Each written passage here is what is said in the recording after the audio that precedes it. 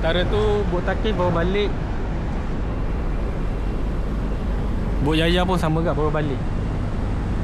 Sofia jalan sama dengan RF. Razna jalan sebuah. Sama jalan sebuah. Buyung jalan dengan Pantera. Satu lagi Bot Impiana. Bot Impiana dia dah pergi Taman Negara awal dah. Dah lepas binatang.